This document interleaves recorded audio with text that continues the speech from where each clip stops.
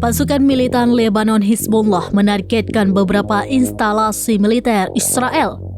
Suasana mencekam kala sirine Israel berbunyi dan ledakan terjadi di mana-mana. Salah satu target serangan Hizbullah ialah pangkalan pengawasan udara penting di Gunung Meron. Dikutip dari Russia Today, pangkalan itu diserang menggunakan puluhan roket dan drone pada Sabtu 27 April 2024. Serangan ini diluncurkan setelah sebelumnya Israel menyerang wilayah Lebanon pada hari sebelumnya. Dari video yang beredar, serangan diluncurkan saat malam hari. Suara sirine meraung-raung memecah keheningan malam. Sementara terlihat luncuran rudal lalu meledak di sejumlah titik. Namun, pasukan pertahanan Israel atau IDF mengklaim semua roket tersebut berhasil dicegat dan jatuh di area terbuka. Tidak ada korban luka maupun kerusakan yang ditimbulkan akibat serangan rudal itu.